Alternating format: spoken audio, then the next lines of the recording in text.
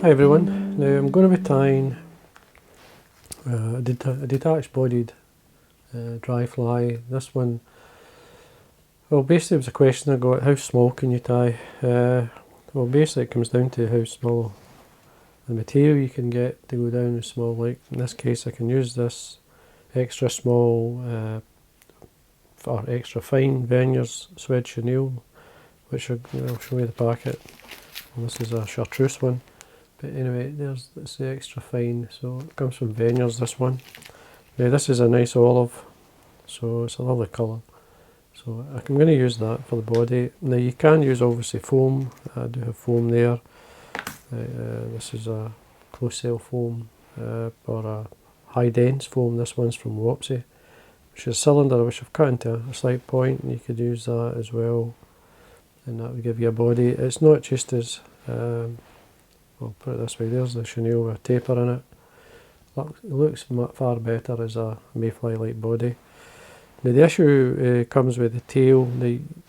Tying it onto a piece of swed chenille, you can tie onto the foam easy enough, but the swed chenille, tying it some fibres at the end can be a bit of a pain.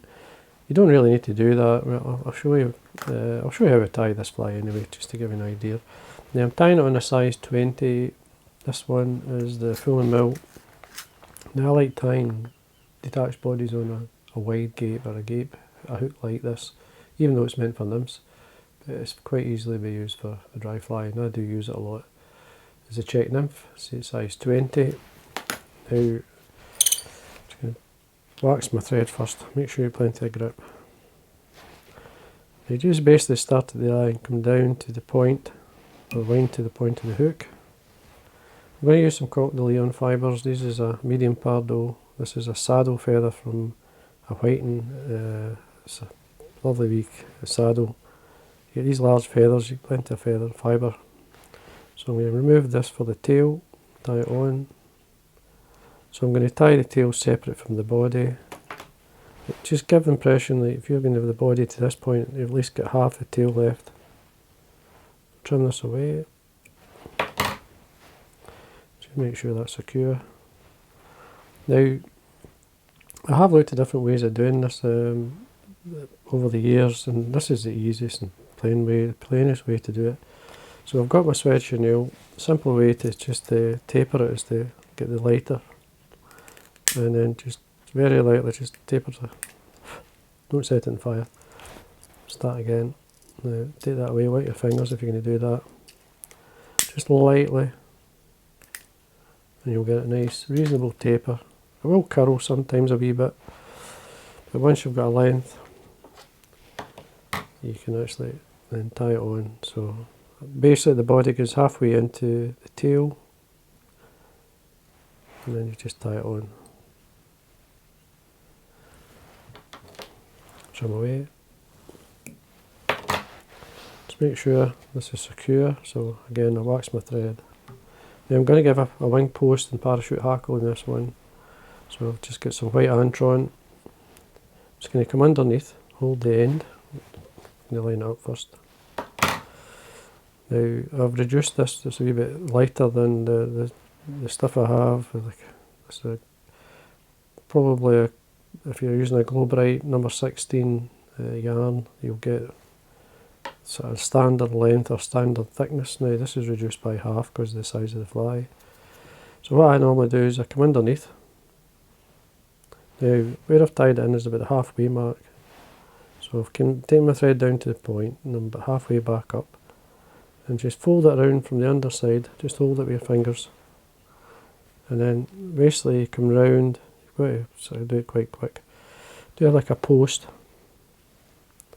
Now it's easier if you've waxed your thread because it'll give you grip. Now I'm just lining up the ends at the moment just so that we've something to tie to. Now you want to try and tidy this up a wee bit. So at the back what I do is get some, this is dry fly dubbing, this is the ultra dry dub from Full and Mill. Just a light olive goes with the body. It's a really nice fibre to use, it's a nice mix. You don't need much. You want to basically tidy up the back this back of the wing here. So we are. When you end up with your thread in front of the wing. I'm using just a saddle hackle, a light dun. Just bring the fibres out, remove some of the fibres to reveal the stem, and you want enough so that when you catch it on and you come up towards the wing, that you post both the wing and the hackle together onto a laser. Well, you want the bare stem anyway. So you take your thread up, come back through, come down, and then we start to wind our hackle. So we do a turn, keeping hold of the Antron as we come round, do a turn underneath that, do the next one underneath again. So you're happy enough. And once you get to this point, what I normally do is bring the hackle straight down on my side of the hook. Just get a hold of all the hackle fibres, they're there. Change to these two fingers, just to hold the hackle for a second. Come round. Oops, just make sure it's secure. You will catch the odd fibre, don't worry. You can tidy this up. Any fibres you may catch, just trim them away. Again, we can tidy this area up, so we go back to our dubbing. Slightly, not need much, just enough, just to tidy the area up. The secret is not to overdo it. If you're struggling with proportions, usually it's you've put too much on. Just lift your hackle fibres and everything out of the way. Just tidy that area up. While it's still there, keep a hold of your thread. Don't let your thread go, keep it tight. A bit of varnish on your thread. And then wet finish. Just lift everything again out of the way. There's one or two fibres I've caught, so you just have to bear it, or grin and bear it anyway, as they say. Trim away. Now you can bring back everything, just flatten it down. You see how it doesn't matter whether you tie it on the end or not, the length. Just looking at length, maybe a wee touch too long, but that's fine. Then what you do is obviously you can trim it. I usually trim it towards the back of the body, so I come in with the scissors, basically keeping the wing on top, and then come over at an angle so it's in line with the body, and straight cut. But you'll get a taper because you're bringing it to the side. There we go. And that's it. As I say, a simple way of doing it without having to tie. Because once it's on the water, you'll still get the impression. The tail's there, colour will blend with the body, the detached body. So it's really nice. So, nice wee fly, nice wee pattern. I mean, it's a size 20, it's probably more like a size,